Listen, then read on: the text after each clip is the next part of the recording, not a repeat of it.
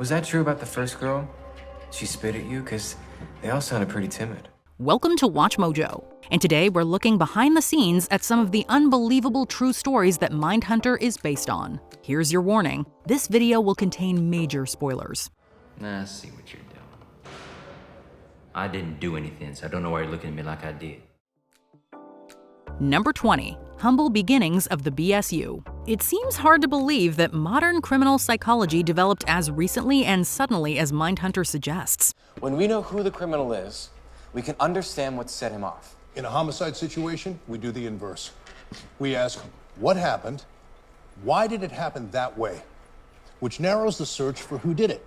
In the late 70s, John E. Douglas did have to fight as hard as fictional counterpart Holden Ford to expand the FBI's behavioral science unit. Robert Ressler, the basis for Bill Tench, was roughly the only colleague invested in interactive psychological profiling. Only after some successful interviews were the two agents able to establish operations in the basement of the FBI Academy. You will relocate yourselves to the basement beneath behavioral sciences, reporting directly and exclusively to me. The basement?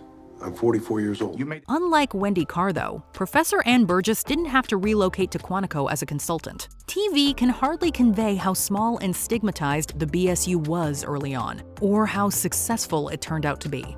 Number 19. The interviews. Most of Mindhunter's drama hinges on interviews with the most notorious killers in 20th century America. If I could get a word in edgewise, everything would have been different. From the moment I woke up in the morning, she was demeaning and belittling, and she knew all of my buttons because she put them there.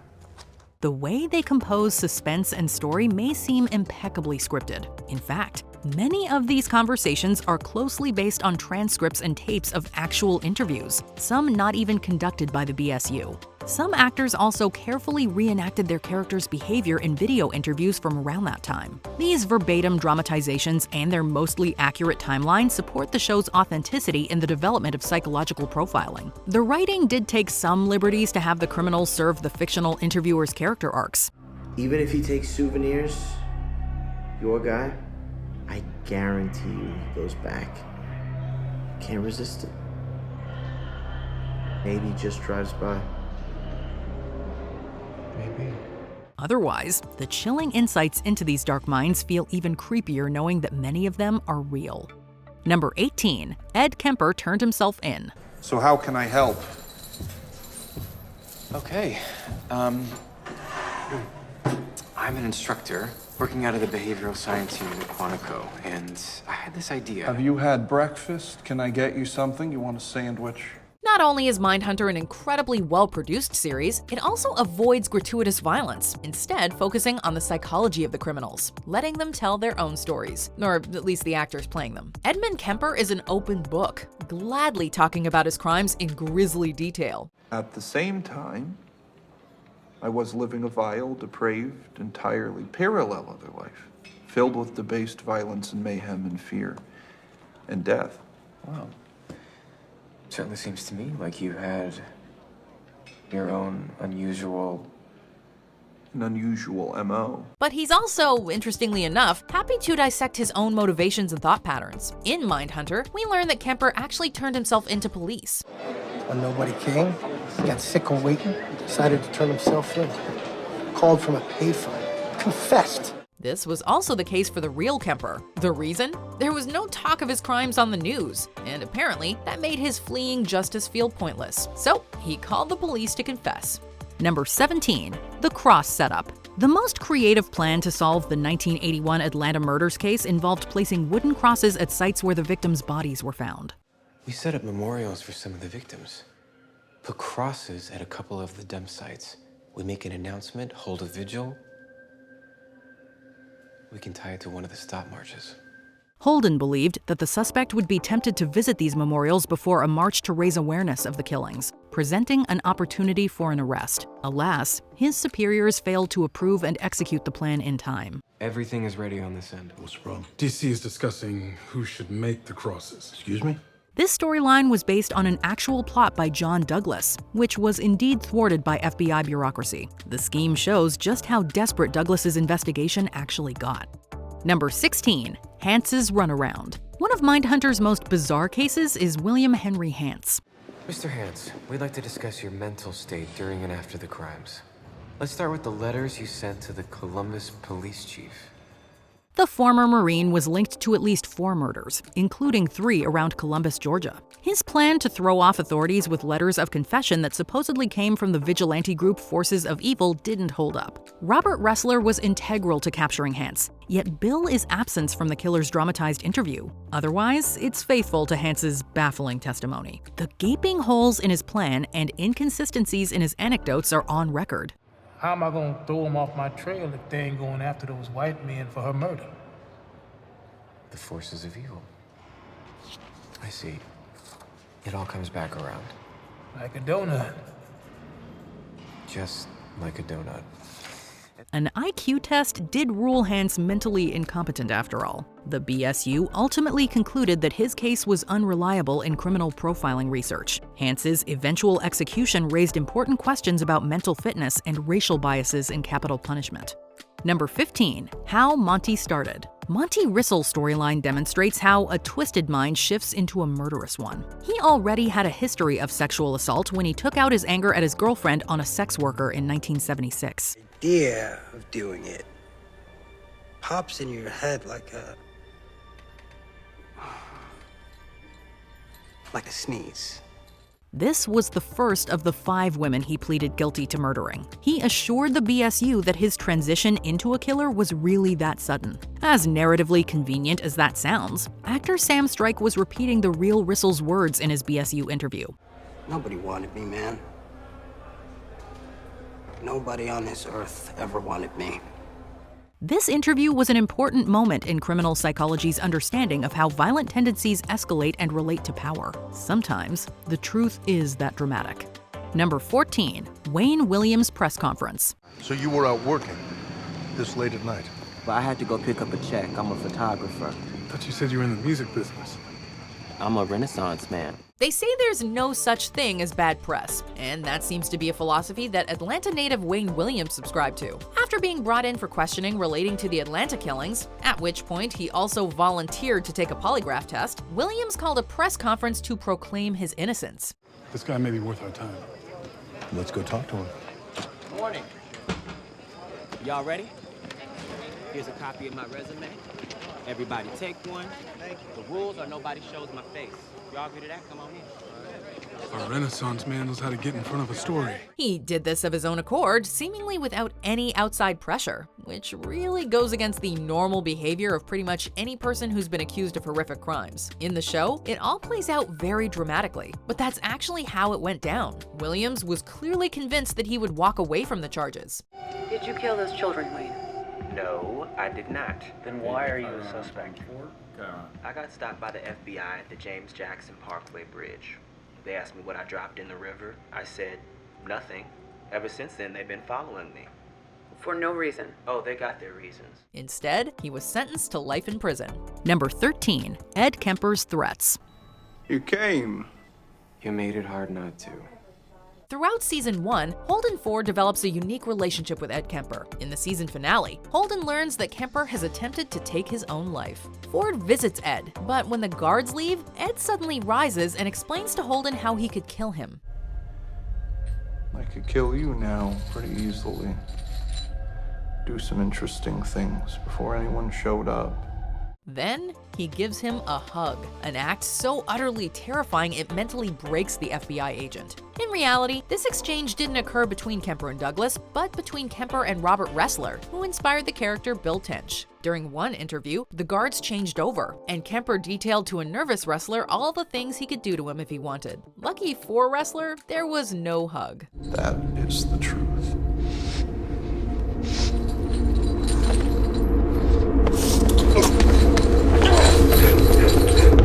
Number 12. Kemper and Manson. The California Medical Facility has held some of the most notorious criminals in the state's history. Any chance Kemper's available? I can check.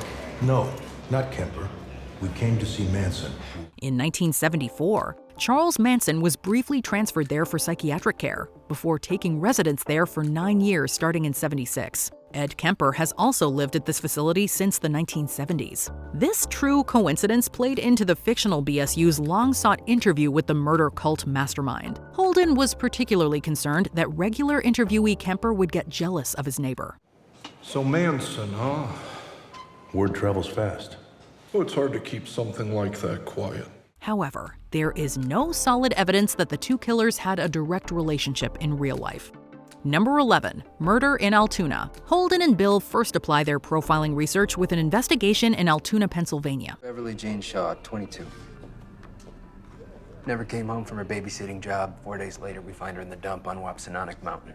The gruesome assault and murder of babysitter Beverly Jean Shaw ultimately led back to her fiancé, with his sister and her husband being implicated in hiding the body. Mindhunter changed the names in this tragic true story, but little else. In 1979, Betty Jean Shade of Altoona was murdered by her boyfriend, who then hid the body with help from his sister and brother. Why did you help them?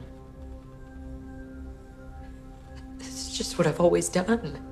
John Douglas's new criminal profiling technique was essential to uncovering this conspiracy. The Altoona case was one of Mindhunter's first extensive dramatizations of Douglas's and Robert Ressler's true crime stories. It was also one of the least fictionalized. Number 10, the evasive Dennis Lynn Rader. Agents Tench and Ford assist police forces across the country in a number of open investigations. Sprinkled throughout seasons 1 and 2, however, are short vignettes exploring the actions of a man who would evade police capture for decades, only being brought to justice in 2005.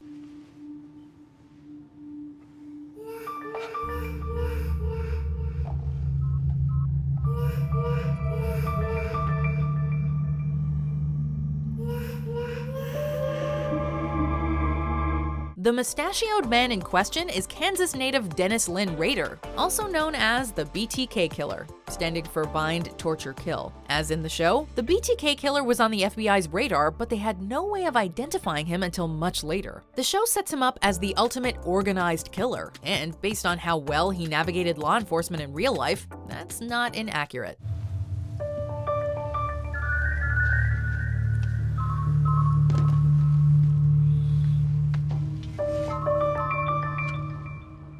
Number 9, Son of Sam's Real Confession. David Berkowitz is one of the most infamous serial killers in U.S. history. When questioned about his motives after his arrest, he claimed to be a victim himself, not of violence, but of demonic influence. I'm not some crazed sex killer. I needed a name that explained who I really was, that I was being controlled by a 3,000-year-old demon. People need to know demons are real. The Exorcist is based on actual shit. You saw The Exorcist. Everyone did. More specifically, he claimed that his neighbor's dog Harvey was this demon in disguise, and that under its influence, he had no choice but to kill. When Tench and Ford go to interview Berkowitz in prison, he initially sticks to his story. I knew it was wrong, but they made me do it. But as Holden begins to peel back the layers of his narrative as it relates to his personal life and interests, and bring up financial interests, Berkowitz begins to crack. Finally, he admits the truth, just like he did to the real-life Agent Douglas. They all bought it, David. Didn't they? Even the shrinks.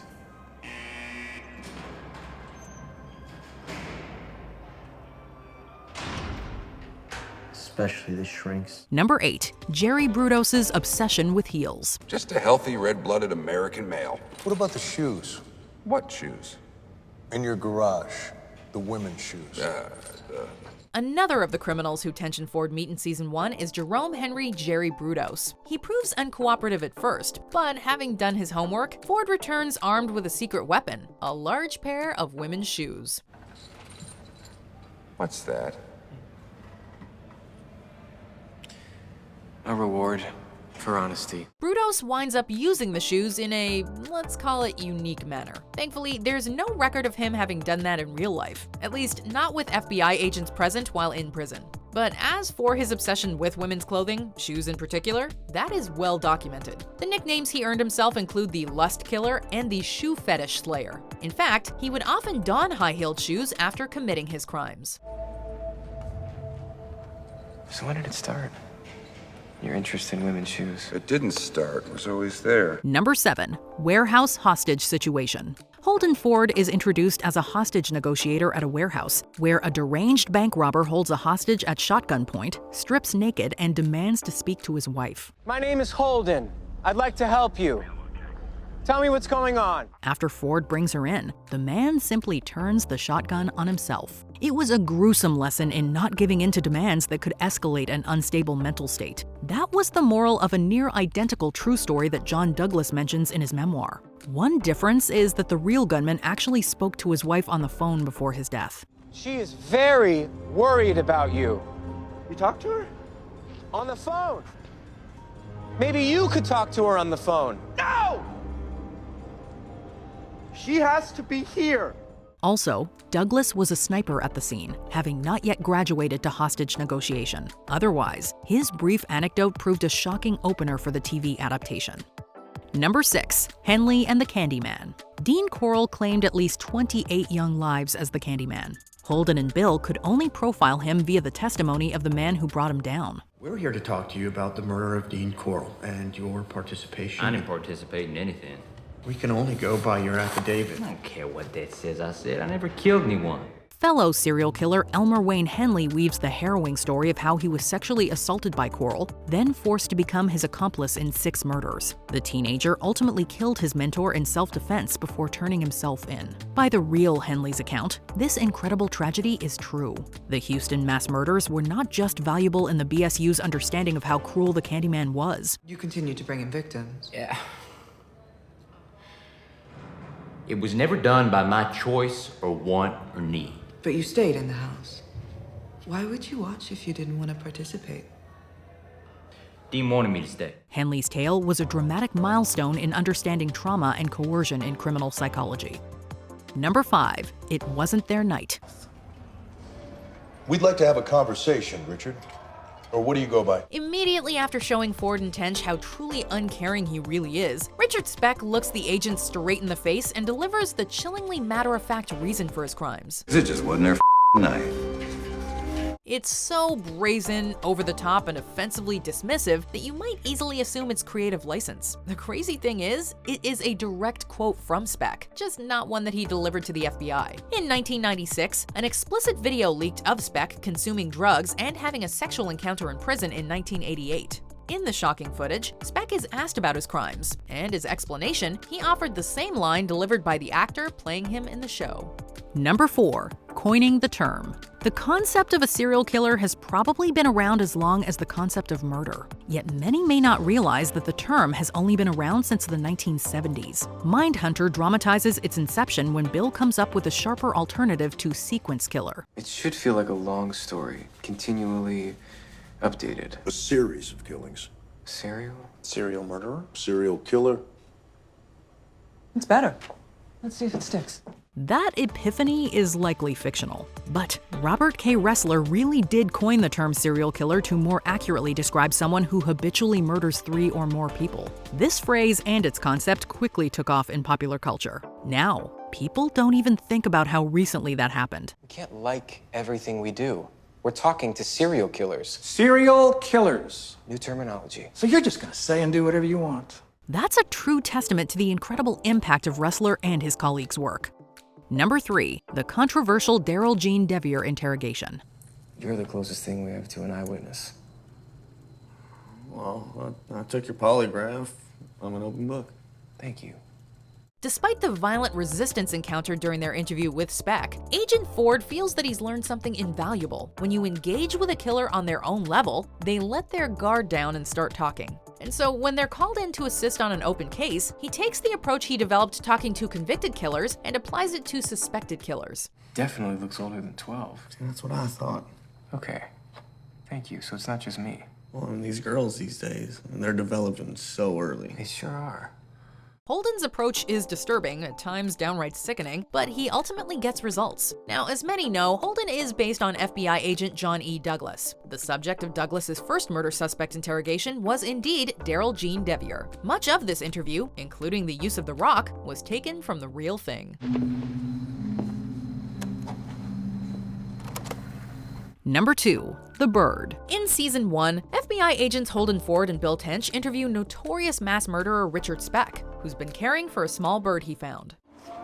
Is that a bird? Where'd you get it? When Speck refuses to open up about his crimes, Ford goes off book and starts talking to the inmate, quote, in his own language. Then why kill her? Because I wanted to. How'd you do her? Choked her. Took forever. Is that why you stabbed the others? It was faster. That's right. It works, for a time, but when Speck realizes he's being manipulated, he angrily ends the interview, hammering home his indifference by throwing the bird into a fan. It makes for a shocking TV moment, but perhaps more shocking is the fact that something similar really happened. When a guard told the real Speck he couldn't have a pet, Speck killed the bird in the same manner, saying that if he couldn't have the bird, no one could. Before we continue, be sure to subscribe to our channel and ring the bell to get notified about our latest videos. You have the option to be notified for occasional videos or all of them. If you're on your phone, make sure you go into your settings and switch on notifications. Number 1. The Crucifixion. The vast majority of the criminal cases explored in Mindhunter are rooted in reality. Thankfully, though, the story of Bill Tench's son Brian is fictional, created for the series. You know, don't you, what they did to his little body? It was Brian's idea. Bill is based on FBI agent and author Robert Ressler, whose own family was never involved in such an upsetting situation. However, the murder that Brian watches does mirror a real crime that took place in San Francisco in 1971 when 2 boys killed a toddler and tied him to a cross, hoping he'd come back to life. It was a crime that shocked the country, forcing the nation to have a difficult conversation about how to treat violent offenders who are children when they commit horrific crimes. What are your favorite moments from the true crime cult classic Mindhunter? Tell us everything in the comments. Ironically enough, that's why I began picking people up. I pick a girl up, and I'm going a little further each time. It's a daring kind of a thing. Did you enjoy this video? Check out these other clips from WatchMojo, and be sure to subscribe and ring the bell to be notified about our latest videos.